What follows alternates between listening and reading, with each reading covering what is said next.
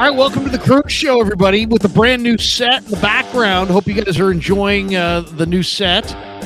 Neal is going to join us. We're having a little technical difficulties, but we're working it out in the back room, as they say. In the back room.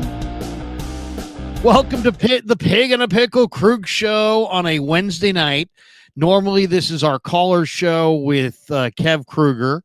I'm going to put the link in the description right now, and we will see if we can get Low. I badly want to get Low dialed in here because Low and I, of course, are co-host on the 49er pregame show, which you can check out on 95.7 The Game. And this week, we'll be doing it on Christmas.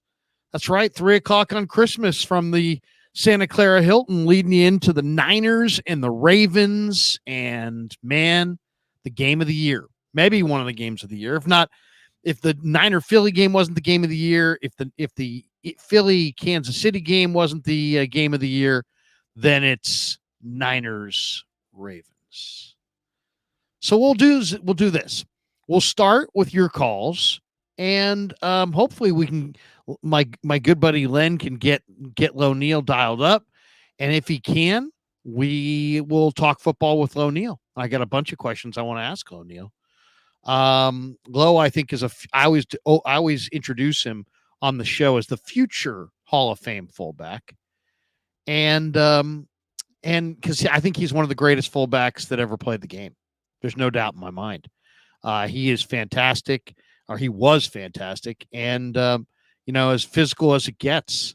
So, I'm really looking forward to getting Low on here. We're going to try to do stuff on the regular going forward with the great Neal. But let's hit the calls. Let's hit the calls right here until Low's in the house. Big Mo Easy's in the house. Allan's in the house, but we're going to start with Franco because his camera is up and he is ready. What's up, Franco? How are you? Doing good, man. Doing good. What's going on your Wednesday night? As tomorrow we'll be down in Santa Clara doing all the Niners stuff. We got a lot going on tomorrow, Thursday, Friday, Saturday, right into the Christmas Eve holiday, right into Christmas on Monday. But you getting ready for the holiday? Yes, sir. Getting ready for the holidays. Going to be with some family. So, yeah, man, enjoying the time. Nice.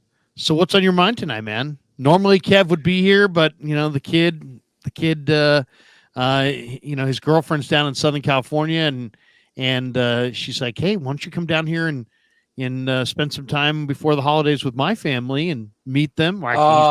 He's met them before. So what a traitor. He flew down to John Wayne, and he's visiting down there with them. But what do you think? Oh man. I'm still recovering from this last weekend, man. I made that journey out to Arizona. Did you? Oh yeah. Yeah. It was quite the weekend, man. The night before, me and my homie were out there and we're just trying to hit the clubs, trying to see what's up with the girls out there. What'd you think? Next thing you know, it was great. But maybe around 1 or 2 o'clock, straight up got arrested, man. Oh no. Yeah, not the fighting. No. That's not me. Nah. It was just public drunkenness. No, well, that and trespassing. So it was yeah. Get you. Not my proudest moment, Yeah, but, yeah. I'd like to say that I can't relate, but sadly I can. Yeah. It happens, man. So back in the day, we partied pretty hard. This shit. And you look up, and all of a sudden, it's 4 o'clock in the morning, and you're in a drunk tank. Yep, yeah, that's exactly what happened. So threw me in there, had me in, and I was just hoping I didn't miss the game because they had me in there all night. So I got out of there right at 10 o'clock.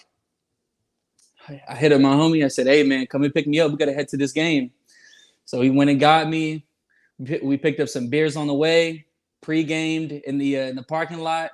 And then headed right up into the game, man. And the game was something special. It was all Niners, especially in that second half. Oh yeah, it was all Niners, man. And man, seeing that Mooney Ward pick live was something else, man. It Which was just one? like The first the one or the first second one. one? The first one. The first one was crazy, man.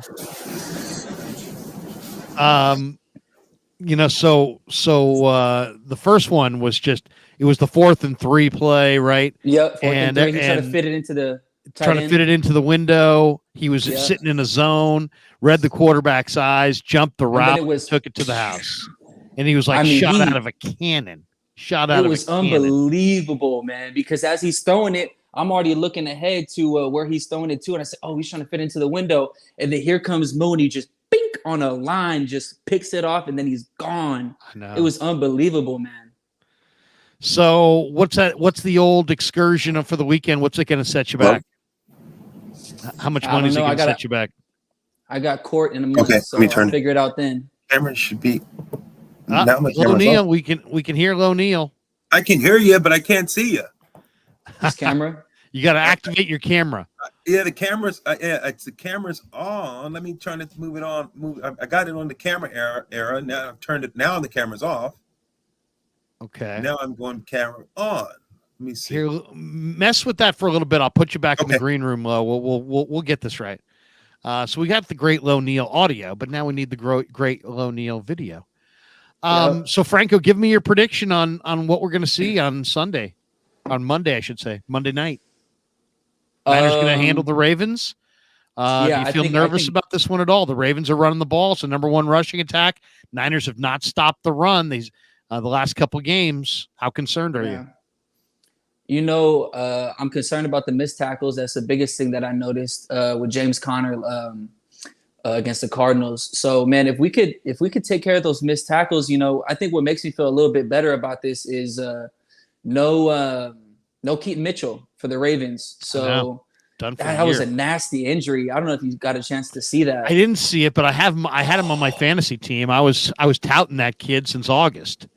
I loved him. He's a super burner. He's tiny, but he's kind of thick, and the guy runs 4.4, and he was going to be a real handful for the Niners. To me, when I saw that, I thought, oh my goodness, things are really breaking well for the 49ers as far as the injuries. Because that's their main guy. I mean, they still got Gus Edwards, but that's like their goal line guy. Keaton Mitchell was their big play. You know, he's going to break it open for 60 yards, and nobody's going to touch him. So we don't have to worry about that as much. So, man, I feel a little bit better about it. Of course, I think the Niners are going to walk away with this one. You know, I think it's going to be a run-heavy game, though. I'm seeing a lot of I think CMC is going to have the day that we all think he's going to have. I think that. Yeah, they see. I mean, here's the thing. This to me is where the MVP gets decided. If CMC's dominant, maybe he wins it. If Purdy throws for 3 bills and the Niners win big, maybe Purdy gets it. And if the Niners lose and Lamar has some monster 100-yard rushing, 280 yards passing game, maybe he wins it. Yeah, no, I think this game's going to have kind of a huge. The fallout from this game, I think, is going to determine the MVP. Franco, I'll let you get going, bro. But Merry Christmas, Happy New Year. All I can say is I've been there. There. If we ever meet face to face, we can go into greater detail on my wild night that got me in the tank. But sounds like a plan. Don't get down on yourself, bro. Yeah. Oh, no, never that. Never that. There you go. Happens to the best of us. Exactly. Franco, have a great night, man. Yeah, man, you as well. There you go. Franco in the house. Okay. Now we got a bunch of people, including Low Neal in the back, but I can't get to Low Neal because Low Neal's camera is not activated yet. Len's working on Low Neal's camera. Okay. Good deal.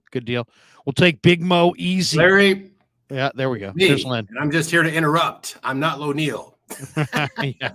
Whoa, well, you should have him in there if the camera's not working right now. Just have the letter pop up and just have him talking, at least be part of the show. He can hear you. You can participate with that for the meanwhile. It's a new computer. There's some issues. Nothing that's going to be solved in the next 5 minutes, but it'll help you roll along with the show. You don't think we'll be able to add the audio or add the video?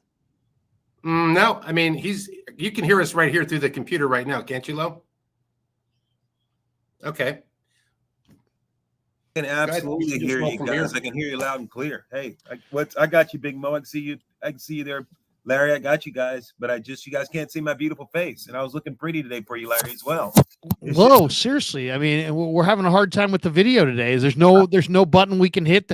Usually you have to say yes, allow video. I know, Larry. You know what I'm gonna do, Larry? I'm even gonna do better than that. I'm gonna take a picture and let you see what I'm seeing, and it's crazy because my camera's on, the light's on, and I'm getting no action, and that's what's really crazy, Larry. Just running my camera. I'm ready to go. I'm even doing a little video, letting you see a little video, and I got my in the camera button now. Watch this, Larry. I'm even videoing for you, and I'm gonna press the little camera. You'll see the little camera here, and it's interesting that it's not going now. I just stopped my camera.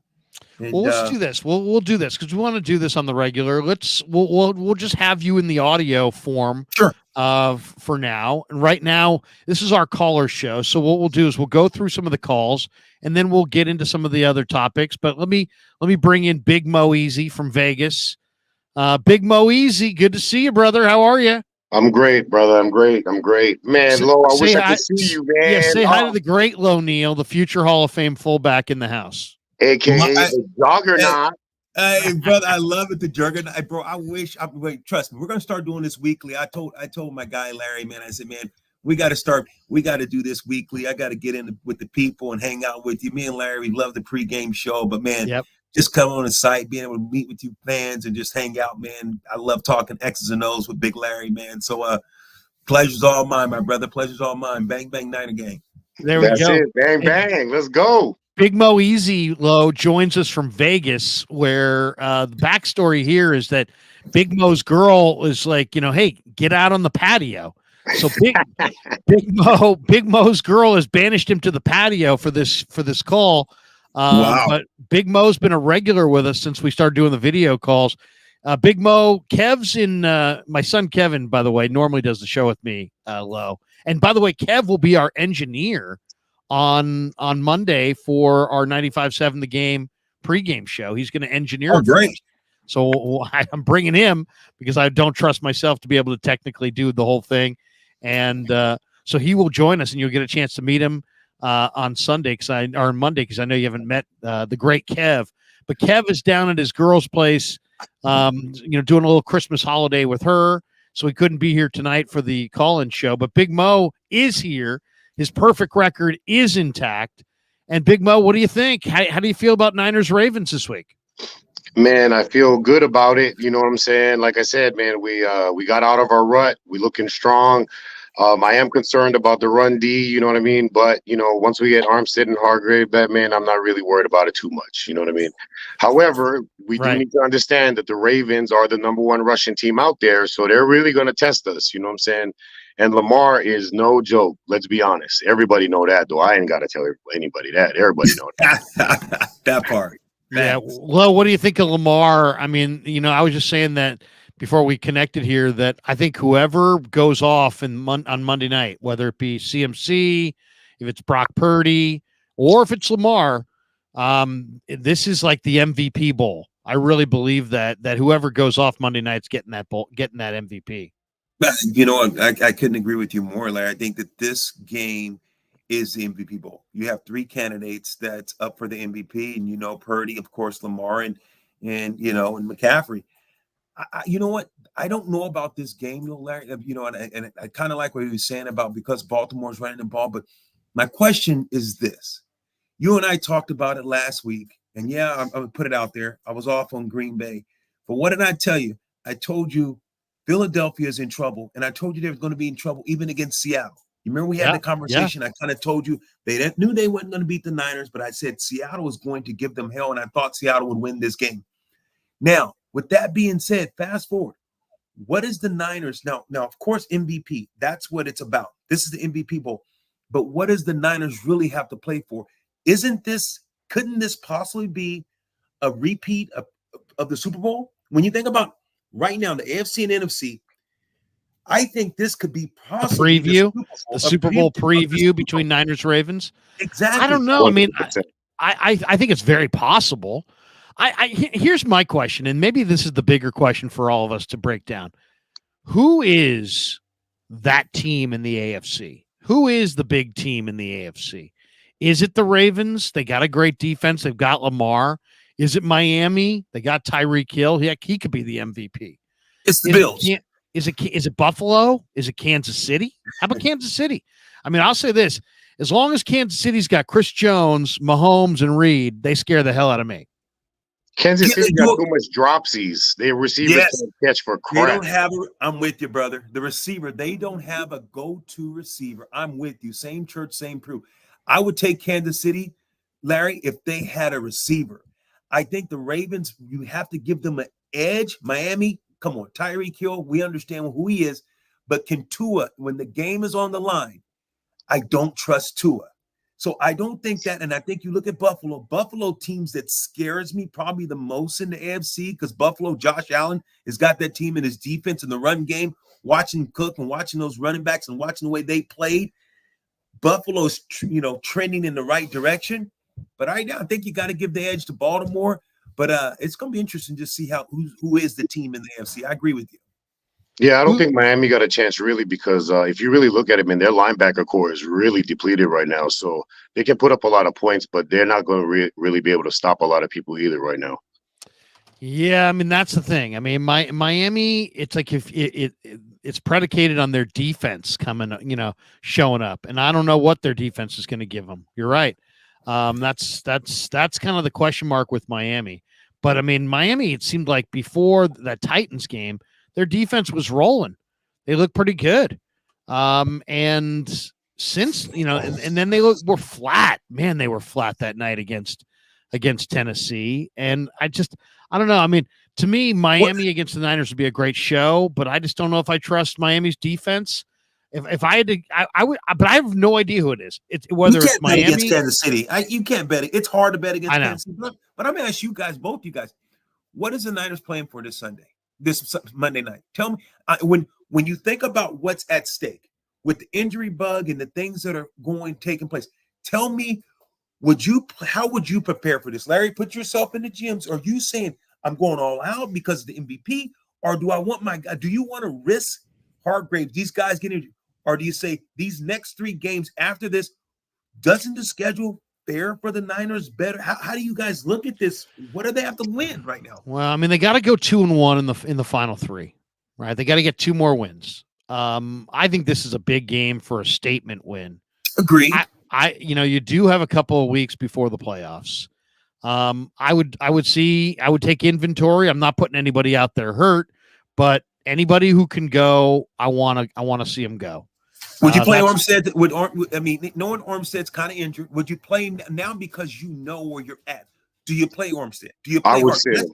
I would sit him, honestly. I would sit him because I need him for the playoffs. You know what I mean? And like I said, I mean, even if we lose to Baltimore, honestly, like we can win one of the next 2. You know what I mean? If we can't do that as a team, then I don't even know what the F we talking about. I know it's such a tough call because I mean, there's also Greenlaw too. It's like, they need all hands on deck to stop the run, but low. Wait a second, brother. What's happening, my guy? Wait a second, Low. Are we getting a picture? Wait a second. Let me see if I can add Low here. We're back. I switched out computers. I changed the Mac for a Dell for a Mac, and I'm back. I turned one off, turned one on. Now you get to see me, baby. Oh, that's right, baby. Welcome. Hey, look man. Look at Low Neal. Look at Juggernaut in the house. Everybody recognize it's the Juggernaut, baby. Okay, let me give you your proper intro because the youngins, I know you and Big Mo knows you, but this is YouTube. So YouTube, there's a chance that the younger set, as they say, may not know a lot about Low Neal. But Low Neal is one of the greatest fullbacks that ever played in this league, ladies and gentlemen. From Lemoore High School in Lemoore through Fresno State, the man who used to be able to do the splits at 5'11", 250, do the splits, is now just the native of Hanford, California, in his early 50s, but looking outstanding. prison guard arms, 2-time first-team All-Pro, 1-time second-team All-Pro, 4-time Pro Bowl fullback 02, 05, 06, 07, a member of the NFL's 2000s All-Decade team.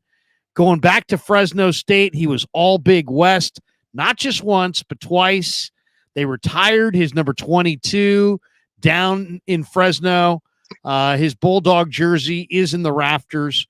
He played with the Raiders, the Ravens, the Chargers, the Bengals, the Titans, the Bucks, the Jets, the Saints. The man has done it all. 4th-round pick by the Saints back in the day. If only the Saints were smart enough to keep you your whole career. And what can I say? And now radio legend and a guy who does a lot of TV, does a lot of radio, and is a good friend of mine and is fantastic. Considered maybe the best blocking fullback in the history of the NFL. Corey Dillon thanks this man when he sees him. Eddie George thanks this man when he sees him. Warwick Dunn daps him up. LaDainian Tomlinson says, "Hey, big fella." Lo, who else did you block for? God, man, you pretty much nailed them all. How about Adrian Morrell? Adrian Morrell going back to the Jets. Exactly. Had some pretty good guys. Michael Turner, Darren Sproles. Michael the Burner Turner. Oh, yes. Burner, exactly. So little Sproles, who was awesome. We even had a backfield in Tampa Bay called Rhino backfield. When it was Rhino, Pony was me and Warwick Dunn. The Rhino backfield was me and Mike Allstott. Called it the Rhino. The big back, 250 pounds plus coming at you. So you're talking about during there 550 pounds coming downhill to just try to clean up the mess, man. So we loved it. Now wearing the Titleist hat, what do you hit? What are you hitting the ball off the tee? 350. I can get that 320 going. A good day to get a little bit more, but I'm not gonna lie, Larry. The 320, 330. That's why I'm just trying to get down the fairway. I got a nice little draw, and every now and then I'll fade that thing in there. I'm hitting that 5 wood, 3 wood, hitting that over 240, 250. Game's starting to improve. Watch out, Larry. That's why I'm wearing it pride, trying to get in that, the little, got to get me in some of these tournaments. Me and you go out there and hit the little white ball around. Let's go do it. Hey, Larry, wait a minute, bro. How are we just going to pass over that Rhino backfield, though, bro? How are we just going to pass over that, dude? Bro, Seriously. That's a move, bitch, get out the way type shit, man. Like, let's go. You know what I'm saying, dude? I was so fascinated with out of here. I'm fascinated with the Titleist hat. I'm sitting there thinking, Lo and I need to play some golf. What we need to do is we need to set Lo up with a sweet light and a setup and the whole deal, because Lo's going to be a YouTube star before it's all said and done. Let's do it. And Lo's glad to be in your presence, my brother. Well, and Lo's going to join us on the regular. Be in the presence of greatness right here. You see, I got greatness on both sides. You feel me? What's that? Yeah. Well, exactly, and let's change this up, because this is the goddamn Krug show. Let's just make this for what this is. There we go. Let's go, Krug. Jimbo in the chat says, "Damn, Lo's handsome." Let's get it, Krug. Come on, baby.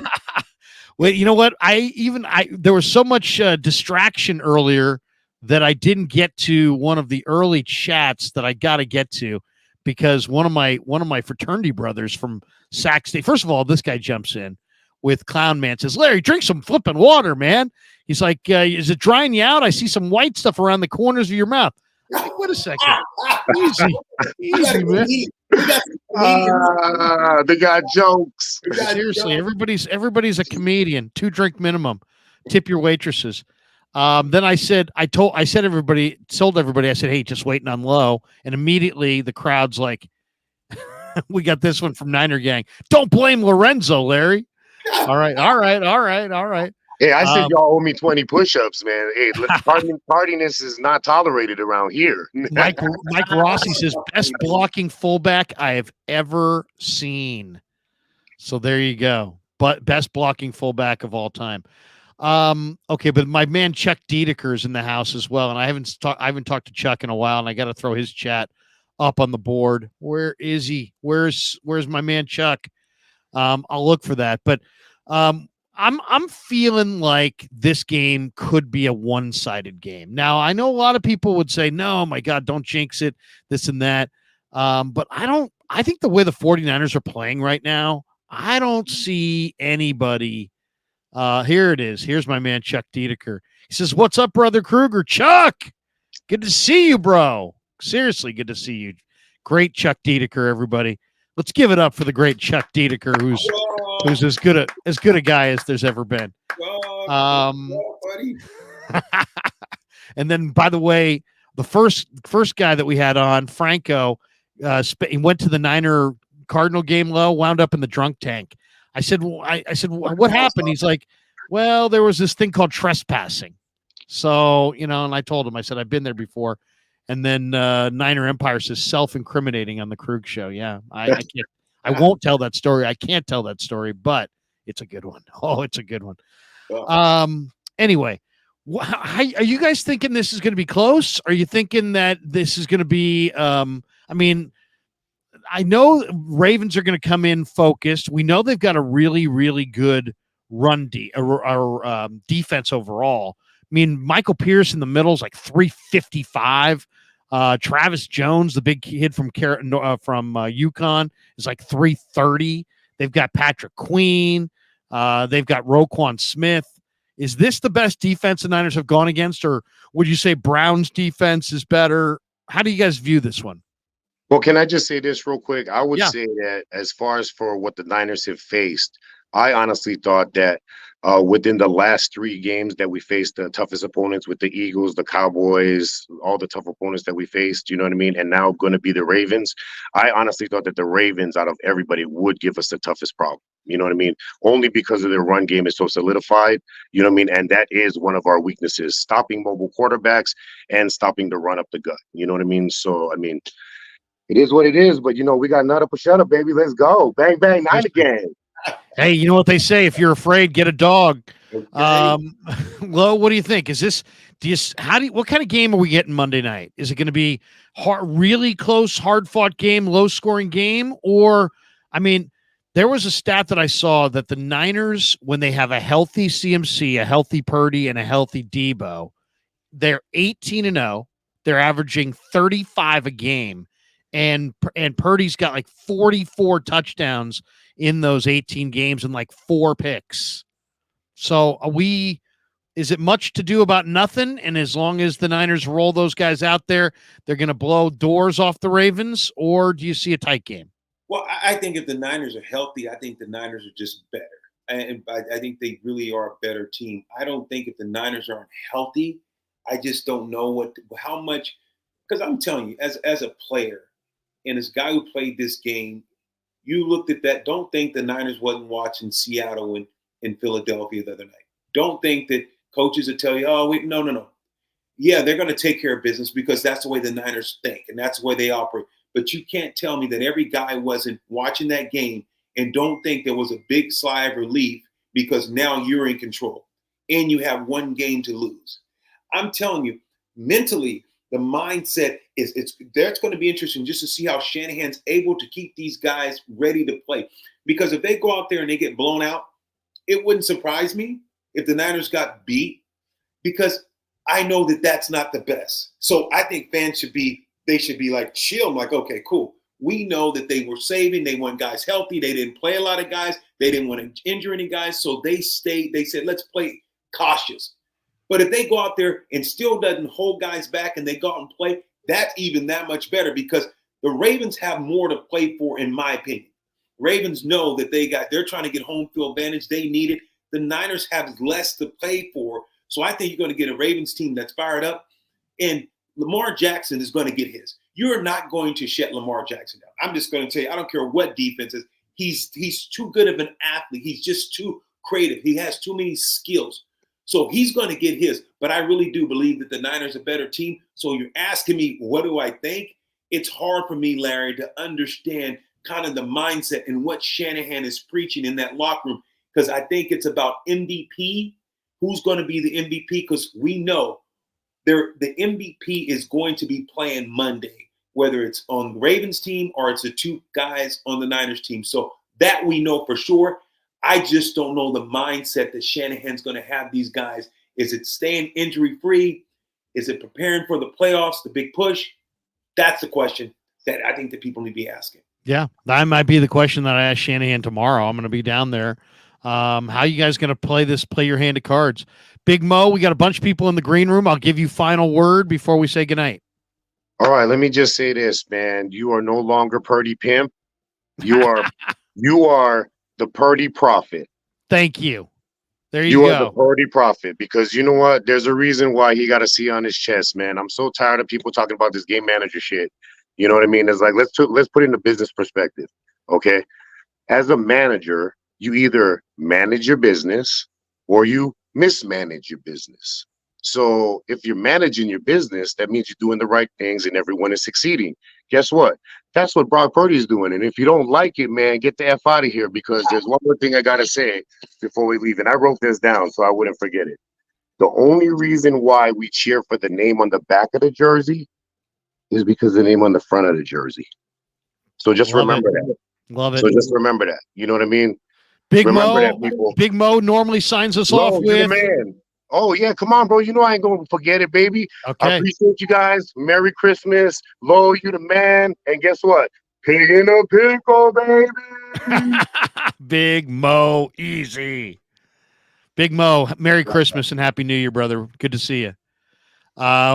We've got one super here from Frank Tom Ocean who says, Mr. Neal. Oh, look at that. Look at you. You're getting a Mr. Neal. Got a Mr. Neal. Wow. Mr. Neal, used to love having you on my team in Madden. I love it. Love That's it. Keep great. using me, baby. They got me on the Legends game now. I'm still in there at the Legends. Start play in the snow and go no huddle and just run the hell out of the ball. There we go. We bring in the great Digital Drew to the house. Digital Drew, how are you, brother? Good to see you. Hey, doing great, Larry. First, Lorenzo Neal, are you shitting me right now? Merry Christmas. I love the outfit, Drew. So let me Yeah, tell who Lo Neal, who Digital Drew is. Digital Drew is one of the creators of the video game Mortal Kombat. Oh, wow. And he's got Mortal Kombat going over his left shoulder there.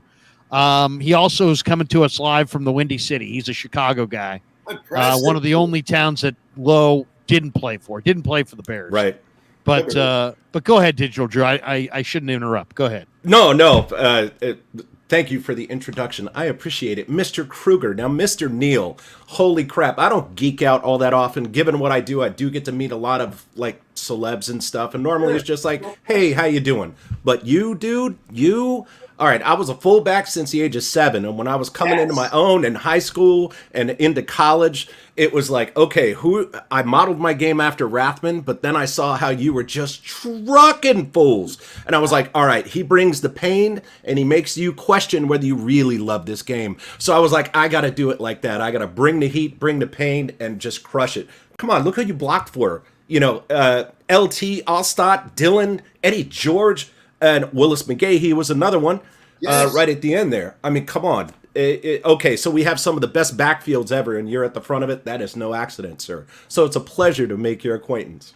Pleasure is all mine, Mr. Drew. I really appreciate it. And you're absolutely right. The one statement that I can honestly say that he's absolutely right, Larry, when he said, you make people make a decision. Do I really want to play this game? When you're a fullback and you're going at guys like that and you're hitting them, trust me, they have to make a choice. Should I stick my head in there? Am I going to cut you? Am I going to get out of the way? I'm going to try to olay you. I love it, Drew. You know what you're talking about, baby. You're putting it down. Drew, yeah. Let me tell you, I wish we could have had this segment on TV. But when the Niners played the Bengals 3, 4, 5 weeks ago now, it seems like almost seems like a different life ago, actually, the way that game went. But Lo and I do the radio pregame show. We had on the radio pregame show Icky Woods. So I got Lo Neal and Icky Woods and Joe Kelly, the linebacker from the Bengals. Yes. They joined us that day. And, man, we were having a good old time. Those guys were telling stories. We're telling stories about Ronnie. You remember Ronnie smoking Icky in Super Bowl 23. I brought it up to Icky. What did he say? Oh, well, he owned it. I mean, Icky's awesome. Icky dealt out as many blows as he took, for sure. I even got up from the table and did a little bit of the Icky shot. The Icky Shuffle. I did the whole Icky Shuffle for him. Man, it was one of my favorite segments that I think I've ever done, and we had a great old time. I wish, we could have filmed it. I wish we could have put it on YouTube, because that segment would have been a YouTube Hall of Fame segment, because those guys were having a good old time. We were having a good old time, and Icky Woods he was a hell of a player, but he was a hell of a character too. Oh yeah, quite the character. He was never quite the same after Ronnie sent his regards. Not Red that Wedding day. style. Not that. Right? That was Ronnie's day, not Icky's day. Well, even after that, like he was just never the same. I think he just heard footsteps, still had Ronnie in his dreams. I mean, that can happen to guys. I'm sure Lo can talk about that. There's hits that you take that make you question, your life choices. That was definitely one of them, and I think we saw that. Ronnie definitely just absolutely plowed him. That was one of the greatest. That was one of the biggest hits in the history of the Super Bowl. There's no doubt in my mind. Icky was running with authority that day. Ronnie hit him up high, and Icky didn't run the same the rest of that day. Lo, if I say to you the biggest collision you've ever had in football, wearing pads, college, pro, special teams, scrimmage, blocking, running, just the biggest hit, because God knows there's been a lot of them. Which one stands out? Well, I tell you, man, I had some great collisions, and there's a bunch of them. One of the guys that I tell you gave me fits, man. He welcomed me into the league, Jesse Tuggle, Atlanta Falcons. I remember playing with the Saints. Jesse Tuggle was short, get under me. He was short, just like I was, compact, and he could unload. 5'11", 235, 240. Jesse Tuggle was a man, and I'm telling you right now, that was a guy. But I'm gonna tell you, with me, it was the Dome Patrol. Going to practice, going against Von Johnson, Sam Mills, Ricky Jackson.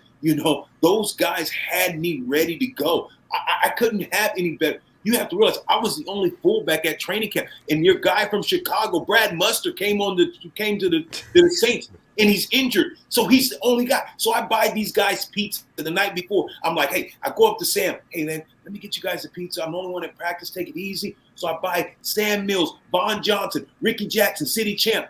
I buy them pizza for the room, and hey, hang out with them. The next day at practice, I'm thinking we're going to do 9-on-7. Jim Moore want to do 9-on-7. I come in the first play lead. I look over at Ricky. Hey, I'm coming. What does he do? Bam! Puts me right on my keister. I'm like, dude, what about the pizza last night? What good was it?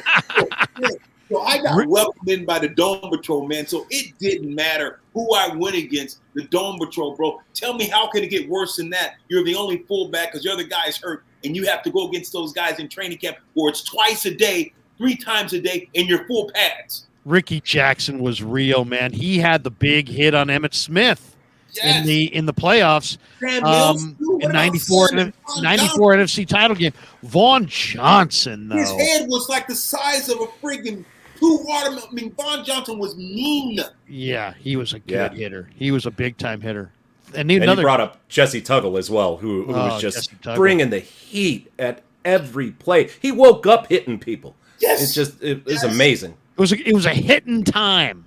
If you loved hitting, man, the Niners used to bang heads in that division with William Andrews. Yes.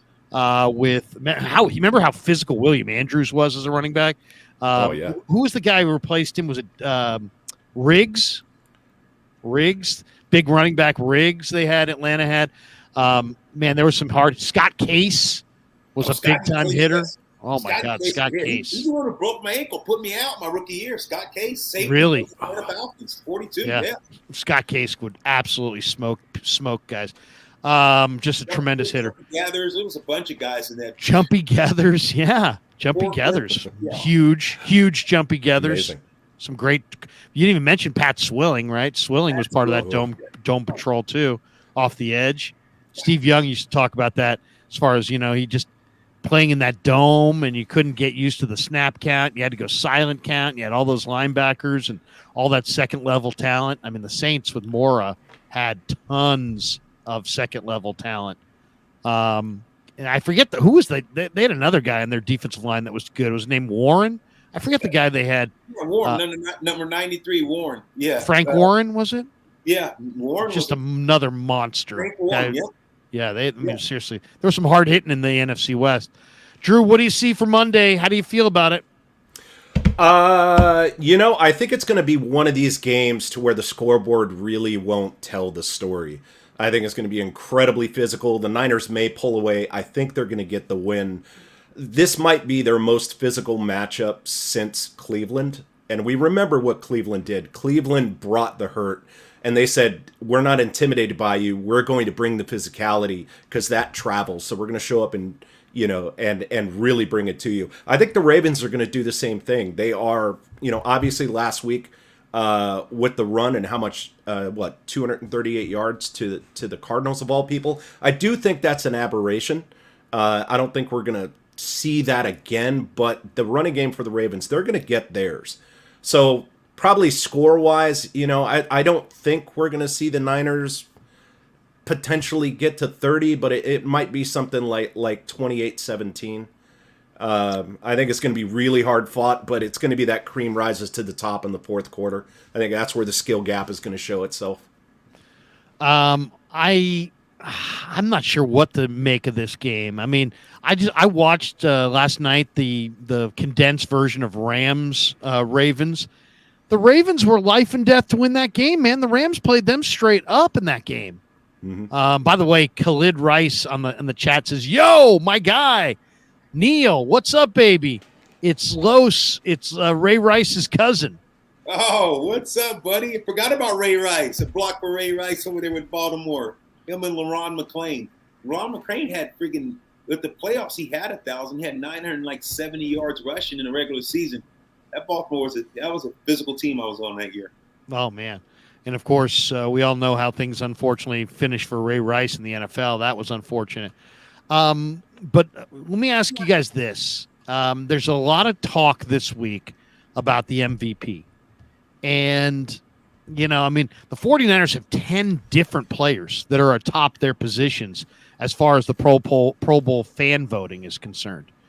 But if you had to give an MVP right now before Monday's Niner-Ravens game, who are you giving it to? You giving it to Brock Purdy? You giving it to CMC? You giving it to Dak? You giving it to Tyreek Hill? You're giving it to Lamar?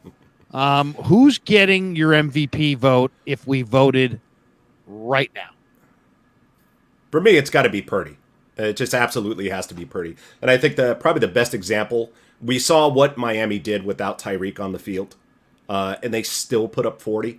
And when given the choice of on the Niners, who do you want to have off the field? Do you want to have CMC on the sidelines, or do you want to have Purdy on the sidelines? I think 9 out of 10 people are going to say, well, we'll take the running back on the sidelines. That's partly due to who the next man up is. I mean, the Niners have other backs where Sam Darnold scares the hell out of me. Yeah, he absolutely does. But there's one really interesting stat that I saw, and it just blew my mind when I saw it. Brock Purdy is second in the NFL in passing yards, but he is 32nd in the NFL in passing attempts. I mean, when you have a quarterback putting up that kind of efficiency and productivity, it's not an accident. And without question, he's the architect, the offensive architect, and the captain on the best offense in the NFL, arguably the best offense in the NFL right now. I don't know, even if you look stat for stat with with CMC, all the other quarterbacks, in the league at this point, he's head and shoulders above them, both in efficiency. How many charts do we have to throw up where we see the cluster chart, and then there's Purdy sitting way up here. He's doing things that are historic. And, not only do we see it in the stats, but we also had Jerry come out today and say he sees a lot of Montana in him, right? That's got to count for something that, okay, our eyes aren't lying. The guy who played with the man and caught passes from him is saying, yeah, this guy looks a little bit like Montana. So I don't know if that counts for anything with a lot of people voting. It should, because he has more credibility than this entire chat rolled up into one and multiplied it by 5. I mean, Jerry's just amazing. So it's got to be Purdy. It's got to be Purdy. I don't think anybody else is close. I think CMC has an argument, but at the end of the day, it's going to be Purdy. Lo, what do you think? I mean, if you had to, and by the way, more credibility than Teasy? I don't know about that. You're talking about Jerry, Teasy, Jerry. I'm just joking, Teasy. Neal, what do you think? Who's your MVP? Yeah, I think it's good. I just think it's interesting, and I think it's tough to just say McCaffrey's not in it. I understand he said it's a close second, but when you look at McCaffrey, you watch the game when they played against the Philadelphia Eagles. The first 2 drives, everyone's like, what's going on with the Niners? McCaffrey didn't touch the ball. Right. Once he touched the ball, McCaffrey is the fire. And I think that Purdy is the gasoline. Once you got to have McCaffrey to light the fire. And then you just pour Purdy, and then he keeps the fire going. He's the gasoline. But when you think about McCaffrey, what he does for this offense and the things that he makes Purdy do, because of Purdy has so many weapons. And Purdy, he is a great quarterback. He's a good quarterback. You look at Kyrie, you look at freaking guys in the NFL, you look at the quarterback that's in Miami. The system works. And when you look at Green Bay, the system works. You look at a lot of these guys that come from Shanahan, that tree, the system and the offense work, but Purdy executes it even better. And so you look at his efficiency, it's second to none. But I do believe that Purdy or McCaffrey should get it. But I think when you think about a guy like Josh Allen, what he has to do for Buffalo, if you had Purdy on Buffalo,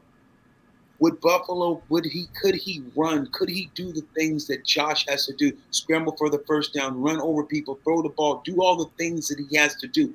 So I'm just outside looking in, I really believe that Josh Allen has a chance at the MVP the way that he's played and what he's meant to his team. He's had to play at that high of a level in order for Buffalo to be in this thing still. I mean, it's not like there's a right or wrong answer. I mean, CMC is first in the NFL in rushing yards. He leads the NFL in scrimmage yards. He leads the NFL in yards after contact. He leads the NFL in 10-plus yard runs. He's been The amazing. Niners are a run-first offense. I mean, it's there. It's like the 49ers are, yards after the catch. They're a dominating yards after the catch football team. They average 6.4 yards after the catch per completion. That's number 1 in the NFL. He's got a ton to do with that. And, as far as the system quarterback, I mean, everybody runs a system. It's just a matter of how good of a system. Sure. Every quarterback plays in some system. Brock Purdy's playing the best football in the NFL on the best team. And I don't look at him as a creation of this system. But I just think that Brock is so great that he makes it look easy. And what I mean by that is just that there's nothing, when you watch him, you don't say, oh, wow. It's not readily apparent because he's not the guy with the broad shoulders who's 6'5", who just, looks like came out of Central Casting. He just doesn't look like that.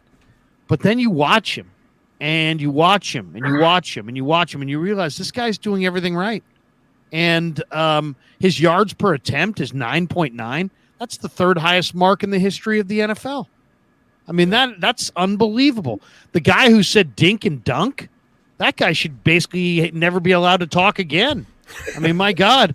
I mean, he's the opposite of dink and dunk. He's the guy who basically drives the ball down the field almost to a fault. And then my 14-year-old came up to me today and he said, Dad, I got a great stat for you. And I said, okay, just make sure you check this one out, right? It's accurate. And everybody's like, yeah, no, it's accurate. If you take Purdy's last 6 games and extrapolate that into a 17-game regular season, so this is what he's doing right now, the last 6 games, and that includes some of the losing streak. He's thrown for if you put it what he's done in the last 6 weeks, and you extrapolate that to a 17-game regular season, it adds up to 4,992 passing yards, 48 touchdowns, and 6 picks. Those are MVP numbers, man.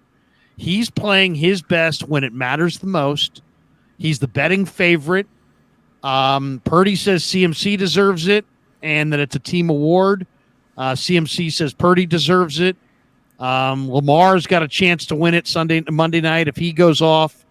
Steve Young last won it for the Niners. That was the last MVP in 1994. I think Purdy deserves some award this year.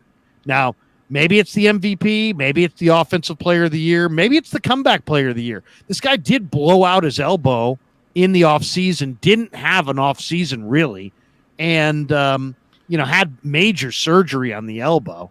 And what has he done this year? He's ranked number 1 in almost every major category. He leads the NFL in QBR. He leads the NFL in yards per attempt. He leads the NFL in touchdown passes. He leads the NFL in touchdown to interception ratio. Digital Drew said it. He's the most efficient guy going. He's only had 27.4 pass attempts per game. That's 21st in the NFL. He's not even throwing it in the fourth quarter for the most part because of the team that he's on. And then the stat that really jumps out, and the reason I'm giving it to Purdy, the Elias Sports Bureau had this one today. And I got this straight from Nick Wagner on ESPN.com, so I'm stealing from Nick. Nick, if you're watching, I apologize for the theft. I owe you.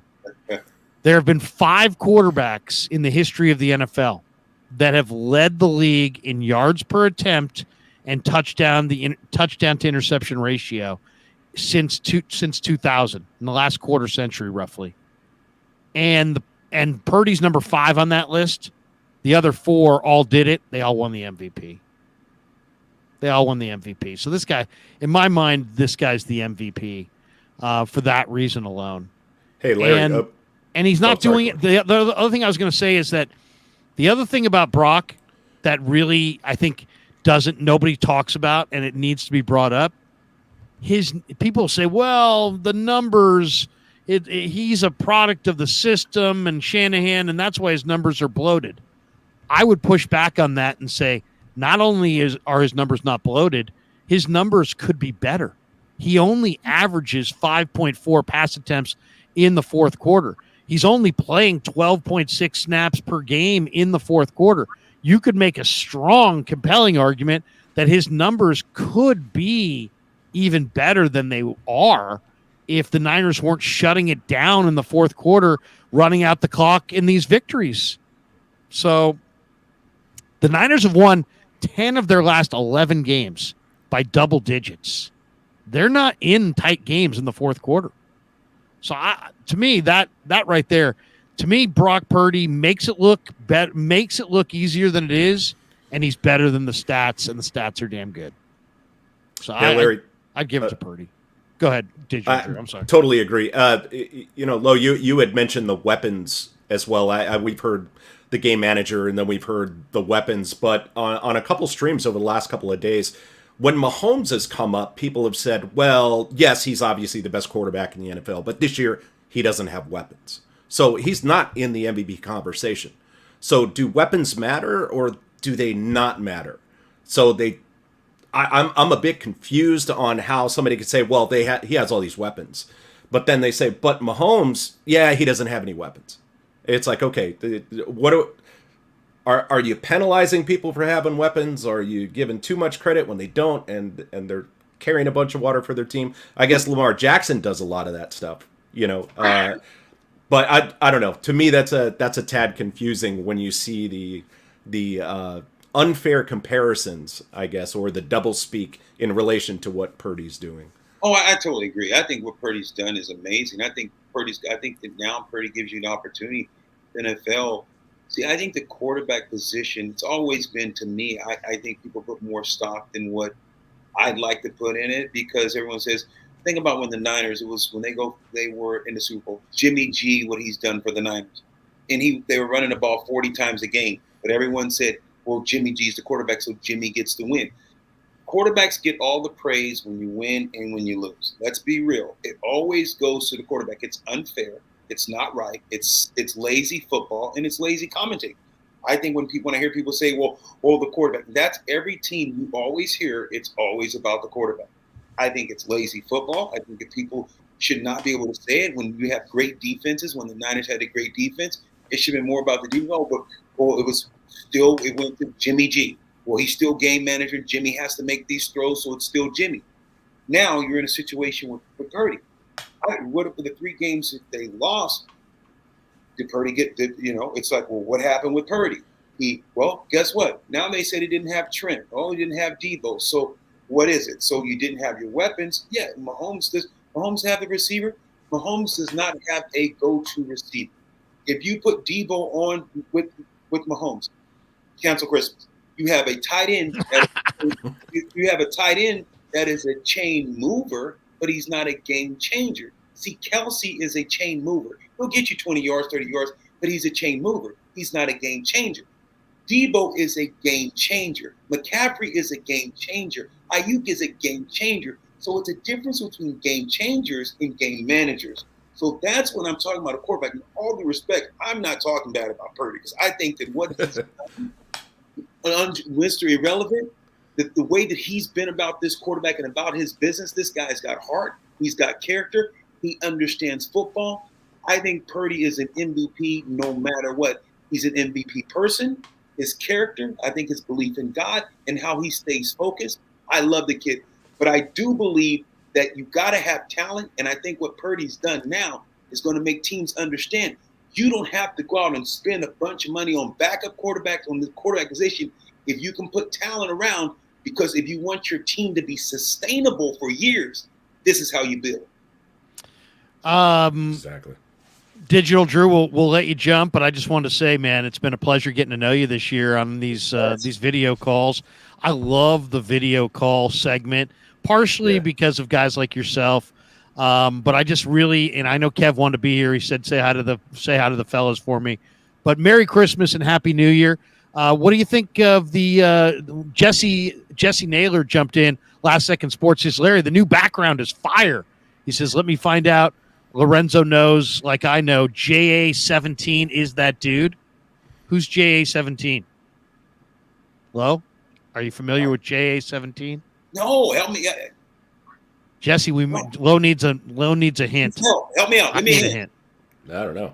Drew, come through. Drew, you know everything. I know. Drew, seriously. you got the hook, baby. You're Santa Claus. Come on. Sack's empty, man. Oh, we're out of presents. Jesse, I got no clue. Jesse can jump back in the chat and give us some more data. But by the way, I redid the studio. I'll put myself in the main chair here. What do you think of this? What do you guys think of the studio? That's hot.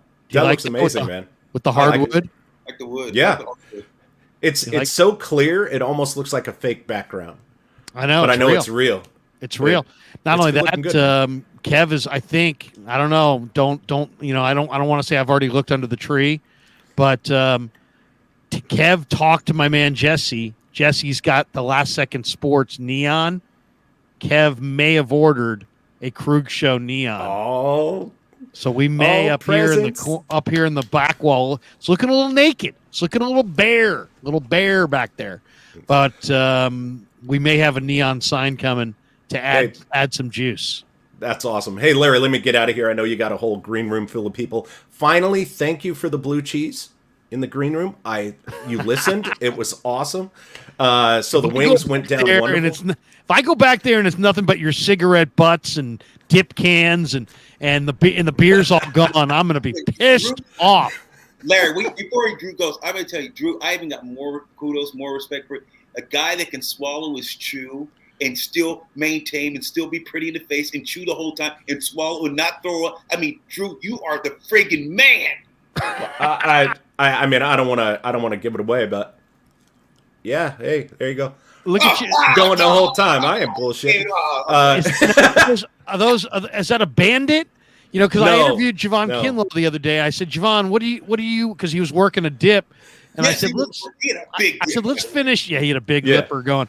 I said, Javon, back in the day, I was a Copenhagen guy, and then I went from snuff to long cut just so I could have it in while I broadcast. Right. And then a couple times I'd be doing shows, people be like, Krug, are you dipping? And I'd be like, what makes you think that? You're beatboxing. I always talk again. But so I asked Javon, I said, what are you dipping? He's like, I just bummed it from George. So he goes, I don't even know. He goes, I go, give me what do you do? I mean, Greenlaw goes with a little grizzly. And he goes, whatever, as long as it's got a little wintergreen to it. So Javon likes anything as long as it's a little wintergreen. What do you got? What do you got? What do you got going Mine there? is It looks like a Swedish-ness. bandit. It's Swedish nuss. It comes in little packets. It's spitless, so you just sit it there and let it go. And Look at just you. relax. Look at you. So it's super chill. But Larry, Do you it guys has. remember the greatest commercial of all time involving a great running back? I'll do the commercial. You guys give me the running back. Just a pinch between your cheek and gum is all you need for true comfort. He was on the beach, and he took a dip, and he said, "Just a pinch between your cheek and gum Who in the is world all you was that? need for true comfort." That wasn't Zonka, I'll give you was one. it? No, I'll give you one hint. He comes from Tyler, Texas. Oh, I know. Running back. Yes, Earl the Pearl. Earl Campbell. Earl Campbell. Oh, I the got you, Tyler- baby. Ding, ding, ding, ding. There we go. Tyler Rose. How about this? I was thinking about this the other day. Oh, wait a second. JA is Josh Allen. JA 17 is Josh Allen. So we want Lowe's thoughts on that. But first, let me just say this. Could you imagine a world where you did the tush push and you had Low Neal and Earl Campbell in the backfield? First of all, why the hell would you ever do the tush push if you had those guys in the backfield? But could you imagine a Low Neal lead blocker for Earl Campbell? Oh my goodness. Earl, I mean, Pancakes seriously. for days. I mean, it would Pancakes just- for days. You would every defender would turn and run. It would be like that DB who was going against Trent Williams a month ago. That he turned and ran. Earl Seriously. Earl, Earl was. He makes the power backs of this era look like scat backs. yes. You know, right? Oh yeah. I mean, it was For just sure. ridiculous. With the jersey getting ripped off, and he's putting his head down, and he's barreling through dudes. Yes, he would run through your chest. Earl the Pearl was absolutely a monster. Unbelievable. The Tyler Rose. Yeah. But Drew, go ahead. I'll give you final word. Merry Christmas. Yeah. Happy New Year. Thanks for jumping in on these calls. Thanks for having me, Larry. It's been an amazing year, and we get to top it off meeting a future Hall of Famer here in Lorenzo Neal. So it's an absolute pleasure. You guys have an amazing holiday. Have a wonderful New Year. Hope everything goes great. Can't wait to do this again. Everybody in the chat, have a Merry Christmas, Happy Holiday. Hope everything goes well, and go Niners. There you go. Digital Drew, appreciate you. By the way, we've been doing this whole show. I don't even have my regular brand, my regular wrap. Here it is, the overlay. Wait a second. 1, 2, 3. Look at that. Thanks to our sponsors, by the way, New York style Italian sausage. The only kind of Italian sausage that I will eat is New York style Italian sausage. Thanks to Pig and a Pickle, the best barbecue in all of Northern California. Check them out in Emeryville and Corte Madera. They're open 7 days a week. MarinAutoglass.com. Jimbo says, God, I loved Earl Campbell. He was my favorite player. Oh, my God. He was so many people's favorite player. MarinAutoglass.com is one of my favorite companies as well. 415-883-3030. You shatter a windshield. You're in the bay. You need someone to come out, pop out the old windshield, pop in a new one, glaze it all together, sweep away the glass. Marin Autoglass, my man Saeed is a great guy, and he is a sponsor of the Krug Show. And then, of course, thanks to Underdog and Mojo Fantasy. Check the link in the description. Use the promo code Krug, and they will match you up to your first $100. Chris Barber says, got room for me, Larry? Absolutely. Just off work. Just got off 100. Come on in, Chris. We'd love to hear from you. We're going to keep it rolling. But now we're going to go to a man in Indianapolis. We get out to the heartland. I see him smiling in the green room. Lo, this is a man who puts in long hours working at Kohl's. He's working at Kohl's. This is a man who told us that he was not going to get in trouble from his boss, and we'll find out. Does he still work at Kohl's? Hey, Allan from Kohl's in Indianapolis. How are you, Allan? Good. How are you, Larry? Doing great. Say hi to the great future Hall of Famer Low Neal. It's an honor, man, to be in the same atmosphere as with you, man. Yeah. It's a great Appreciate honor, you, man. Now, where are you tonight? Are you at Lowe's? Are you at Kohl's? Actually, no, there is no work today at Kohl's. So they gave us, time off today. We left early around 10 o'clock. It was kind of nice. Good for you. Ain't no But work, you still have the job. Yes, sir. I was. Okay, I That's was why. a little Main worried. reason I why was a little worried. I wanted to get. I know you probably was worried, and I was wanna a let you little know. worried because his boss came up and told him that he shouldn't be watching the show while What? he's on the. Yeah, he was working. Yeah. Alan, what Where is you your? at? You're in Gary Holt, Indiana, Gary, Indiana, Muncie, Indiana. What part of Indiana? Indianapolis? Yeah, Indianapolis, Indiana. Okay. I used to come out there down there in Lafayette, Indiana. My son Bo Really? down. I was up there. That's for 2 right. years. Lowe's kid played Nice. D-line for Purdue. He's a Boilermaker. Oh man, Yeah, I'm a big fan of Boilermakers. there we go. Well, shoot. I'm glad you're a fan of Big Larry because Larry's the man. You're a fan of the Niners too. I'm bang Niner gang. Yes, sir. Yes, sir. You know, that's first come right there, man. That's the first team we root for. And then, you know, you got to blend in sometimes where you're not home field advantage type stuff. So you got to blend in a little bit. I think So what's your thought? What's your thought, Alan, on Niners Ravens on Christmas night? I'm looking forward to it. Lowe's looking forward to it. We're going to do the pregame on the radio locally, and then we're going to sit there and watch this thing. And man, I can't wait. To be What do honest you with you, Larry, with all this going on, I'm having my feet up, relaxing. Whatever happens this Sunday, whatever happens on Monday happens on Monday because we got that little cushion. I feel more threatened. I feel like you could say with the Rams because how they've been picking up steam and stuff, like how they've been playing as a group more than the Ravens. But I feel like this game's gonna be more on Brock Purdy. Maybe this is where he gets his MVP. But I feel like the whole MVP conversation, I do think McCaffrey should win the MVP. Hey, you know what? I'm not. You know, it's these guys. You know, they're great players. I mean, McCaffrey is the running back in a dominant rushing attack. My question would be to you guys on McCaffrey. I love McCaffrey. I think he's tremendous. Is he even their best weapon? I mean, look who's lit it up the Not last 3 necessarily, weeks. but It's been he's the putting Debo. up monster numbers though. Larry. And what about like, Ayuk? yeah, but like you notice with those receivers, like they have their on and off. Like you notice Ayuk has been not having that much esteem as like what he had early in the year compared to what Debo is now. Like now it's Debo lifting up the receiving core and stuff. You know, I feel like those two flip flop. But I feel like McCaffrey is consistent throughout those targets and stuff. Lorenzo, if you can ask him a question. What's that? Somebody. My dad wanted to ask a question for Lorenzo. Can he put himself on camera? Can we see what Pops looks like? Yeah. Mr. Allan. Lorenzo Neal. There he is. What's up, baby? What's the word? He said, "What's the word?" I just wanted to know if you still make your sausage. Oh yeah, you remember that old sausage? I love it. Oh yeah, I'm down here in Fresno. I always got some good sausage, man. Oh good places down here. Something we could go do to get it. What's that? He said you got a website that they can go to get your order sausage. it. Yeah, you know what?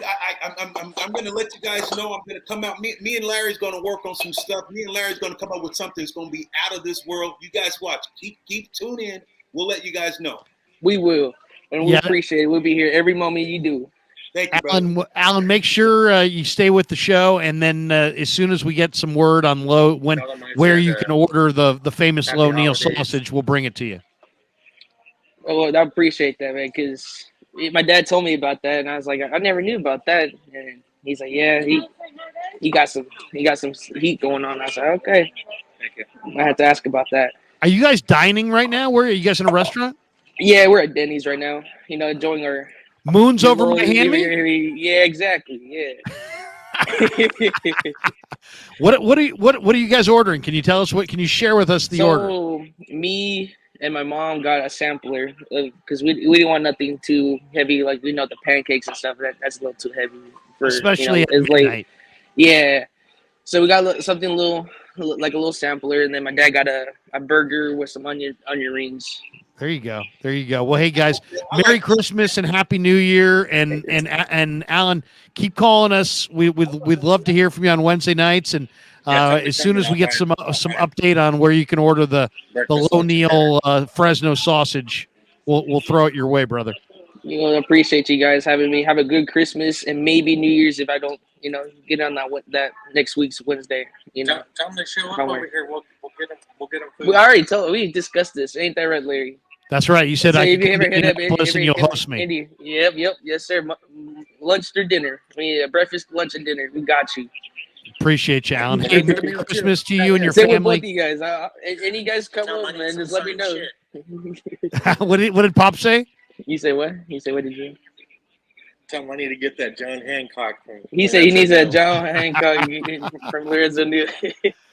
We can work on that. Allan, have a great night, man. Appreciate You too, Larry. Thank you very much, Larry. There you go. It's a great Allan from Yeah, Coles in Indianapolis. I tell you, man, Larry, they love you. My buddy just texted me, Chaman Gill, out of he's up the street past Stockton, Lodi. He's like, man, I love listening to Larry's show. He's always talking about you, Chaman Gill. He said, hey, anytime you need some help, he's got you. He's gonna hook you up, man. Larry, the pellets, that's how your boy's getting all swole. He said he's got you with the pellets, got some money for you. He's got you, man. Trust me. Look at that. You. I appreciate that.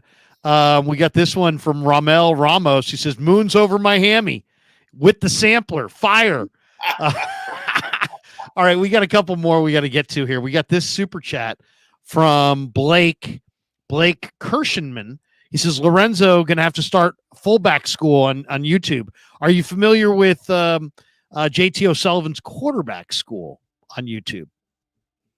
Pretty good little breakdown. Have you thought about breaking down film low at all on YouTube? Larry, we're going to do something. You know what? I've been telling you, I like your style. I love working with you, Larry. I think there's a bunch of things that we can do. I think there's a great little fullback thing that we can do because again, always people reaching out and there's some opportunities out there. But man, I love being able to serve. That's what it's about for me. And just like being able to jump on. Like I was looking at this game, Baltimore. The reason why I wanted to jump on too, because Baltimore, they carry a fullback. The Niners carry a fullback. These are two of the teams that carry a fullback that like to get downhill, like to be physical. One team that played for Baltimore, and cover the Niners. So this is a game that has some ties to me and, excited about it. I'm going to be there, get to see hardball me, hopefully you and I'll be able to get over there, get to the stadium and be able to talk to some of those cats and see some of those guys. And, just to see the impact this game's going to have on the National Football League. I mean, this is a game that's showcased. This is a game that could possibly be a preview of the Super Bowl. But we know for sure Sunday, this is the number one team in the AFC and the number one team in the NFC. So regardless of what happens in the future, we know right now that Monday, the two number one teams in each conference is playing. Yeah. Oh, it's going to be great. It's going to be great. By the way, Chris Forster brought you up this week or last week. Did you hear that at all? No, Chris, that's my guy from Tampa, Chris Forster, baby. Yeah. So when did you guys cross paths in Tampa? Chris was the O-line coach and stuff in Tampa. I've been knowing Chris for years. Man. Yeah, he brought you up, and I'm not exactly sure the context. Maybe he might have been talking about the late Frank Wycheck. I'm not sure if was he with you. Was Chris and you? Did you guys cross paths in Tennessee at all? No, but he knew Frank, and you know how small the league is. Yeah, it's a brotherhood. It's a brotherhood. Yeah. Chris, though, what do you think of the 49er offensive line, by the way? I mean, the Niner offensive line, I think if you talk to most people, though, they would say that is the 49ers' number one weakness is their offensive line. Purdy, I think, has got all these great stats, but I think the Niners are maybe like 25th in offensive line or O-line pass block win rate. What do you think of the Niner O-line? You got big Trent Williams at left tackle. McKivitz at right tackle gets a lot of criticism. Big John Feliciano, the veteran, I think is probably their best option at right guard over the kid Burford. And then you got Brendel, who's 285, very smart at center. He's not a big guy, but he's smart. And then you've got Aaron Banks, who I think is a tremendous young player who's just really getting better and better and better. Second round pick out of Notre Dame. What do you think of the Niner O line? Well, you know what? I think that they get a criticism, but I think they understand the criticism that they get. But that's why I think that Chris does a great job of getting that unit. You look at continuity. You're one of the worst offensive lines in football, and why you might have two guys on what side of the ball that may be MVP. You're one of the worst teams in football, supposed to be worst offensive line in football, but why are you leading almost the league in every offensive category as far as scoring, running the ball, passing the ball? But you're supposed to be that worst offensive line. So think about that. That's what I say when you look at this offense and think about Kyle Shanahan and the coaches and the things that he's done. Look what that leads, though. Isn't that pretty amazing, though? Think about that, Larry. The things that I just stated. But look where your offensive line supposed to be that bad. But look what's in front of you and where your two of the offensive players are rated. Right, exactly. And it's like I kind of feel like the offensive line has got kind of a bad I don't know. I mean, it just doesn't seem like they're as bad as people think they are. I mean, we know Trent's the standard bearer, but I mean, the rest of those guys, I think the left side of the line with Banks and Williams is really good. I think they could be a little bit more stout at center. Yeah. And I thought Feliciano, if he was going to slate in, would have slated in at center for Brendel, but they're playing him at guard. I asked John about where he's most comfortable. He says he's played more at guard than at center, so he's more comfortable at guard. And his numbers as a pass blocker are really good at guard. I think if I were the Niners, I might just lean on Feliciano the rest of the way and let Burford play off the bench. But they like Burford, and Burford's smart. He's getting better. But man, I mean, I just think that Big John Feliciano is a little bit more dependable as a pass protector. Yeah, I agree with you, but I think that you have to I think I would stay with it as well, just because of continuity. But I think you let guys continue to get healthy and well and plug and play. But right now, if it's not broke, don't fix it. This offense has been steaming. It's been moving pretty well. I had a question, I know, for you. I know we're going to wrap up, but I had a question for you. When you think about the offense, and I know people don't like to say systems, because I know people get away from that and they want to talk about, hey, this, that, and the other. But what do you contribute Debo wide open, no one covers him? What do you consider McCaffrey wide open, no one covers? What do you consider when you see different things happen to your naked eye and you think about the individuals that it happens to and for? Is it system? Is it being lucky? Is it breakdown? Because it happens a lot. What is it, in your opinion? It's Purdy, Shanahan. So those are some of the things that I have to look at as a guy just trying to understand this offense and just the whole scheme of things. What do you contribute to? Well, I mean, at the core, offensive football is about creating space. And when you have a whole bevy of weapons and you have great play design, there's always potential for the busted play. I mean, you're just stretching an offense, so much of Shanahan. If you look at the motion, the pre-snap motion, the shifting, they get the defense flowing one direction and then they come back the other way. And it's just, they make you defend the width of the field in the red zone. And that's what I see as far as that Debo one that you're talking about, is that a lot of the actions pre-snap, a lot of the eye candy, as Shanahan likes to describe, is going the other way. And then you got Debo coming out, and he doesn't look like he's running with purpose, and he's on the far side of the formation. All of a sudden, they flip it out to him, and he's wide freaking open, and it's an easy. It looks easy. So I think some of it's probably play design. Some of it is the execution by the quarterback on the play fakes. I mean, Brock is really good at that. Some of it is the fact that all 5 eligibles are really good. And so you got to account for all these guys. Right. And I just think that all it takes, is if the other thing is you've got a guy in Brock that recognizes, when there's mismatches and when there's subtleties. I mean, he mentioned the other day, he saw one of the safeties look flat-footed coming out of the huddle. And he went to the guy that was basically in that safety zone, because he had saw the kind of the flat-footed nature and saw a player that was unprepared to play coverage. So, that's high-end stuff, man. That's QB 5.0. I mean, that's veteran stuff. That's not what you expect out of your second-year quarterback. So I think it's a little bit of everything. I mean, the way it goes. It's like if we actually rolled the film back and forth, we would discover that on this play, it was play design. And on that play, it was a defensive breakdown. Here, it was due to the play fake. I mean, we saw Debo on the tunnel screen against Philly go the distance because of a play fake on the backside halfback toss to McCaffrey, where he, really carried it out expertly. And the linebacker, Ellis, took 4 bad steps and couldn't get back in time and was on the waiver wire the next day. Yeah, I mean, it just kind of shows you how ruthless the NFL at its core is at the bottom of the pecking order.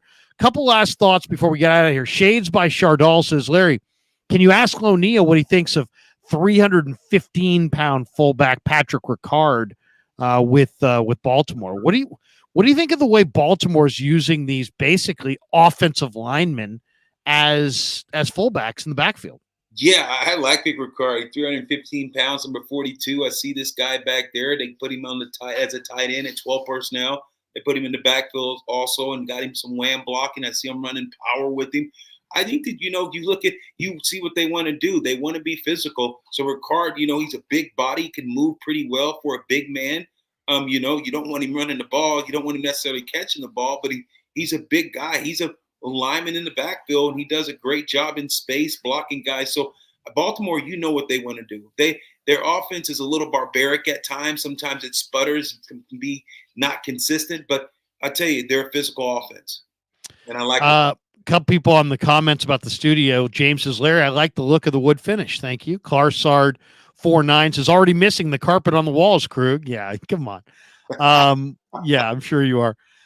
I got a couple more supers here, and then I got one main question I want to ask you, and then we'll jump. Lester San Jose, the Skeptic Tank, member for 2 months. Thank you. He says, LOL, I still remember seeing LT on those Caldera Spa commercials in San Diego. Were you ever approached by local businesses to do ads while you played for the Chargers? Absolutely. Did some down there in Diego. Had quite a few little ads out there in Diego, but yeah, I remember that. This is Neal for Trophies Sports Bar. Yeah. I could see that. There we go, Trophies. There we go. But Mission Valley, come out to Mission Valley. The Mission Valley, man. You know what? It was a lot of fun in those days watching guys and doing little local stuff, whether it's commercials or radio spots. But I tell you, Cougs, man, I just miss the game, being on the field. Moments like these and being able to watch these guys get ready to go on Monday, rather, is going to be just unbelievable. Just the NFL, where it's at, and the state of the NFC, the AFC. Football's great right now. Two last chats, and then we'll hit one question and we'll jet. NLSFC 96. Brock came back from 10 down in the third quarter against a motivated Raiders team last year, forced the OT. He knows how to win and is not a system quarterback. Okay, there you go. Thank you, sir. And Digital Drew, who was with us before, member for 10 months. Thank you, Digital. He says, forgot to mention, if Lowe and Larry are ever in Chicago, hit me up, dinner on me, and we can tour the studio and see where the Mortal Kombat sausage is made. I love it. Drew, you got a deal on that one. Okay, last question before we jet. We already talked a little bit about the defensive tackles. Kalia Davis today put on season-ending IR. He's got a high ankle sprain. He's can't play anymore this year. Eric Armstead is dinged up. He's got a plantar fasciitis. He's got a little bit of a knee problem. You've got Javon Hargrave has got a hammy, and those things are recurring. So all you have left is Kevin Givens, and you've got big Javon Kinlaw, and they're both playing well, but they need depth. Would you go sign Ndamukong Suh? Supposedly he's yet to work out for the Niners. He played for Chris Kasarik, in Detroit. I was talking to Grant Cohn about this earlier today about he thinks that maybe Kasarik doesn't want Suh for some reason because he knows him, and for whatever reason, if he's been out there on the beach for a while now. What do you think? What do you think of Suh? What do you think of the 49ers going and signing Suh to try to get to the finish line up front on their D-line? Well, you're going to sign someone. You put one on IR, so you're going to go after someone. I think the best thing to do is bring him in. I would bring in I would look at certain guys on the depth chart. I know that's what John Lynch is going to do, and see who's out there and see what they can do and bring in some guys and just work them out. But Suh's a guy that you bring in and just for the workout because you know that he knows how to play football. He knows how to play in spurts. What can you get out of Suh? Especially you're talking about, teams that are going to try to run the ball against you. So, yeah, I think you look at it and you bring him in. If he sees that he has it and you think you can get him ready to go for this push, you bring him in. what does it hurt if you bring him in for a week or two and it's like, okay, it didn't work out, then you say goodbye and go try to find someone else. So I don't think it necessarily hurts the Niners. Can one guy ruin a locker room chemistry if he's got the wrong personality, or is that not? You have to be. It takes more than one guy. What do you think? Oh, I think that's a great question. I think the biggest thing, though, Larry, you know that just as well as I do. I got a guy now. I got 71 reasons why you ain't gonna ruin that locker room, and I got Devo, and I got number 71. I know Sue's a tough guy. I know things how Sue has attitude could be, but do you think Big Trent's gonna let Sue come in there and ruin it? It's too many. It's too many guys on that team. It's too many leaders. You know, Huschek. You know, the tight end Kittle. There's too many guys on that team. You know, you're the linebacker, the middle inside linebacker. You know Fred Warner. Yeah. There's no way one guy can come in here and ruin this, because if they heard him say something or do things that would be detrimental to the team, do you know how quick he would be cut the next day? This team is too niche, too close. So no, Sue could not be a cancer on this 49ers team. And of course, everybody needs to check us out. We'll be on 95.7 The Game, 3:00 on Christmas. That's 3:00 Pacific. That's 6:00 Eastern, 5:00 Central. One question that I will be asking you on the pregame show. We'll finish the stream with this one. What do the Ravens need to do to beat the Niners? What's the key to victory over the Ravens on Christmas night, Lo? Well, I think what the Ravens need to do is do what they do, is that's run the ball. If they're going to come out, I think if I'm the Ravens, I'm going to say I want to scare the Niners, and so I want to be physical and to say I'm going to make this game ugly. Want to cut defensive linemen, get them on the ground. I want to make it physical to make them say, God, is this worth it? Make them see if they want to play football. That's what they would have to do, is come out and establish the run game, be physical, and try to out physical the 49ers, which is hard to do because the Niners, who they are as people. But then would Kyle Shanahan see what's going on and say, is it worth it? So I think that's the mindset of the Raven, is to come out and play fast and try to play physical. That's what they're going to try to do to the Niners. But, the Niners, they're up for it.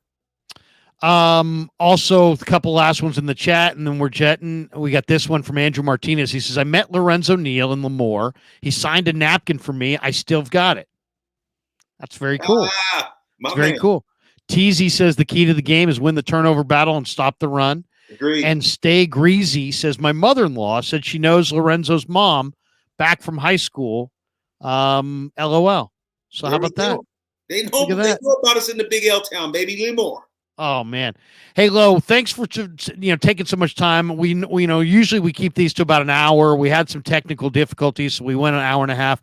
Thank your lady for being patient with us. I know you probably got other plans for the rest of the night. I'd love to do a regular hit with you on YouTube, brother. Anytime. I mean, you and I can chop it up and talk ball, talk life, talk anything. And I really always enjoy our conversations.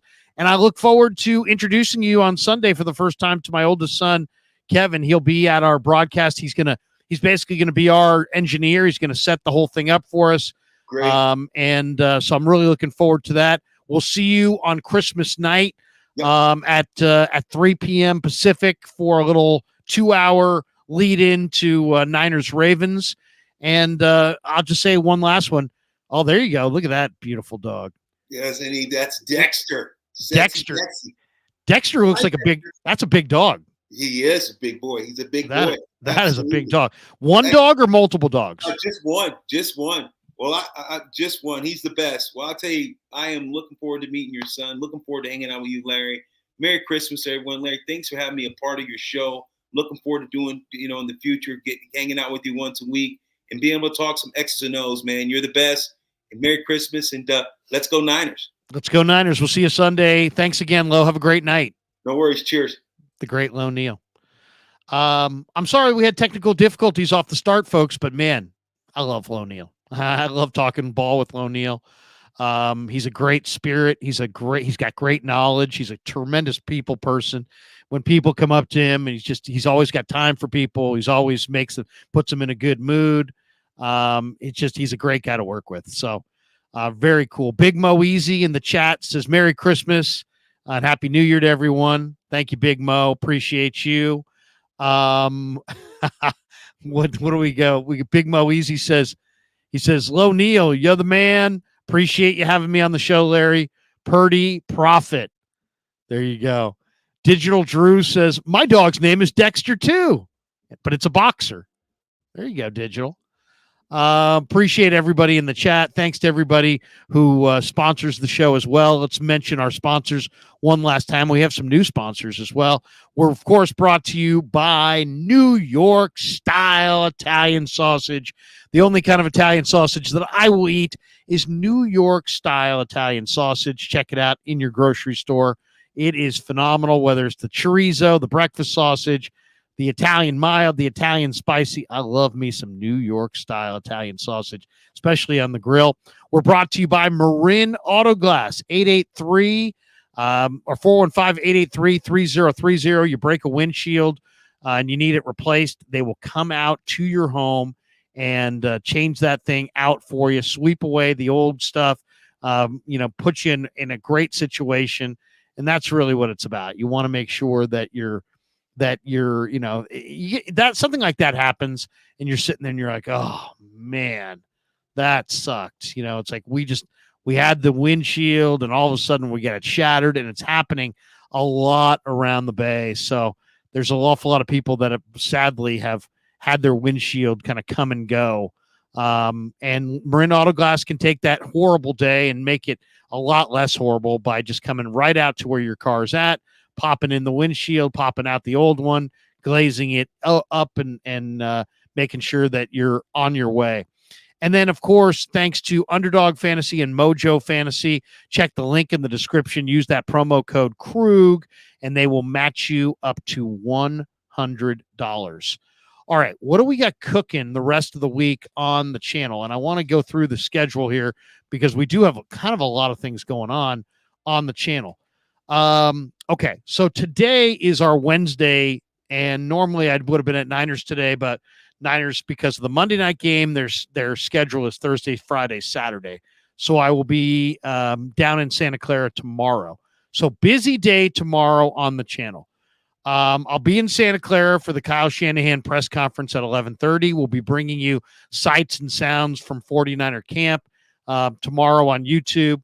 Also tomorrow night at 6:30. The big show, Jesse and the coach sitting in for Vish. That's at 6:30 tomorrow night. 3:30 tomorrow, I'm going to be taping a segment with Lindsay Polaris and Brianna McDonald from the 49ers, a little podcast that you can hear on Friday.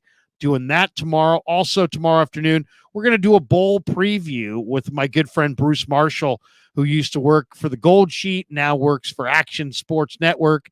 And so we'll talk a little college football and some of the prospects that 49er fans may be looking forward to seeing during the college bowl season. That's on Thursday. So we got a busy day. Oh, and then also tomorrow night at 5:30, before the big show, Jeff Rebiak, or maybe Rabiak, I believe, the silent Z. He is the Ravens beat writer for The Athletic, and he does great stuff. He really does. So 5:30 tomorrow, I'm going to stream with Jeff for about 45 minutes to an hour, and we'll do a whole preview, kind of a behind enemy lines deal with Jeff, and we'll break down Niners Ravens in advance of Monday. So that's a big Thursday. We got a big Thursday.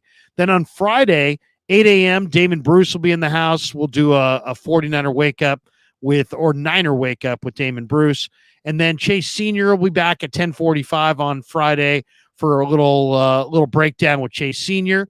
And then for those of you who follow me on the radio, I'm going to be filling in on 95.7 The Game on Friday, I believe either with Mark Willard, with Dan Dibley, or for Mark Willard, or for Dan Dibley with Mark Willard. But I'll be there. I'm not sure who's co-hosting with me, but I'll be there Friday on Afternoon Drive with Mark Willard or Dan Dibley. So check me out 2 to 6 on Friday on 95.7 The Game. Saturday is the 23rd. We're getting close to the holiday. The coach will be in the house for our regular hit on Saturday morning at 9 West Coast. Sunday, of course, is Christmas Eve. And I will not be streaming, guys. I will not be streaming on Christmas Eve day. I've got family obligations and all that. So let me just say to all you guys, and I'll say it a few times between now and Sunday, but Merry Christmas to everybody and Happy New Year. It's really been a pleasure to be in the YouTube space, get to know the YouTube audience, and to just live stream. I mean, getting a chance to live stream with my buddies. Almost every single person that I live stream with is like a close personal friend. At this point, I almost consider them family. So really looking forward to a great 2024 on YouTube and growing the channel that much more. So I'm really looking forward to that. So have a Merry Christmas and a Happy New Year. If you're out on the roads, drive safe. God knows people, they drink a lot during the holidays, and sometimes they get out on the road, and God knows terrible things happen when that equation is like that. So do what you can to avoid, the drunk drivers out there, and stay safe on the roads, and have a Merry Christmas, Happy New Year, and a very safe holiday season. And then Monday is game day. That's Christmas Day.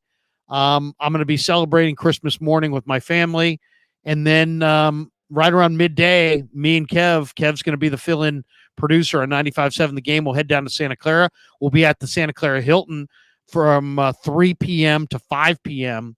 with the great Lo Neal, who you just enjoyed tonight. Talking Niners and Ravens and doing the 2-hour pregame on 95.7 The Game.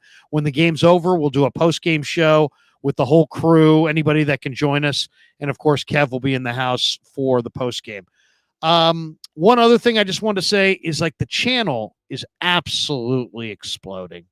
I had no idea when we did this 2 years ago that it would grow this fast or be this fun. But it has been a ton of fun. And the channel has grown way faster than I ever anticipated it would. We are sitting tonight at 31,737 subs. So I was hoping to get to 30,000 by Super Bowl Sunday. Now we're hoping to get to 40 or 50,000 by Super Bowl Sunday. We've had almost 3 million views of our content this month. And I mean, it's just, I'm just humbled when I see those numbers. 3 million views. I mean, it's amazing. Almost 300,000 total watch time hours of Krug Show content in the last 4 weeks alone. We've added nearly 4,000 subs in the last month alone. So I just want to say thank you to everybody. We're trying to put out as good a content as we can. We're trying to stream with the people that we think you guys care about. We're trying to talk a lot of football during Niner season, and sporadically jump in on the Niners and on the Warriors and the Giants, and talk about those teams when they're hot and things are really happening over there. But thanks to everybody, because that is unbelievable. If you had told me that I'd be sitting here less than 2 years into this venture and that we would have, over 30,000 subs and adding, 3,000 to 4,000 a month, I would have said, no way. No way. It's just not going to, it's just, there's no way that that the channel could grow that fast and it could be that popular, but it is, and it has been. And I just want to say, it's been a real joy working with my son, Kevin, my oldest son. And he kicks me in the butt every day and says, Dad, do this, do this, do that, do this. And I really appreciate him for doing that. So Dusty Gold says, doing a great job. Been a good 2 years, Larry. Thank you. 916_49er. Larry, a.k.a. Hustle Man. Teasy says, imagine how fast you would have grown if you weren't lazy, boy. I love you, boy, but you're fucking lazy. Kyle McKinnon, that's a Bill Urbanic ode to my mentor, Bill Urbanic. He used to say that to me all the time. I love you, boy, but you're effing lazy. Kyle McKiernan says, I'll be in San Diego watching the game. Awesome. That's awesome, Kyle. Merry Christmas and Happy New Year to you. Khalid Rice says, good work, Larry. Thank you, Khalid. Appreciate that. Ramel Ramos says, Merry Christmas, Larry. Love listening to the content. Have a safe holiday. Just thanks to everybody. Thanks to everybody. Dusty Gold says, you get it, Krug. We got this one from Tease. He says 49,000 subs by Super Bowl Sunday. Wow. I don't know. Digital Drew says, I called it over a year ago, 40,000 subs by the end of the season. That would be absolutely amazing. And then Kyle McKiernan drops this one in. He says, he says, my dad, me, and both my brothers were all born in San Francisco. My mom lived there for 25 years with my dad until they started having kids. Me, easy answer. It says easy answer for me, Chardal. Always referring to something that Chardal put in the chat. And Chardal, good to see you. Good to see you in the chat. Jesse was in the chat earlier. So anyway, hey, that's going to do it for us. Thanks to everybody. Thanks to the sponsors. Have a great night, everybody, and appreciate you supporting the Krug Show. Thank you very much for supporting the Krug Show. Until tomorrow, peace. Yeah, never met a man I've been scared of. Can't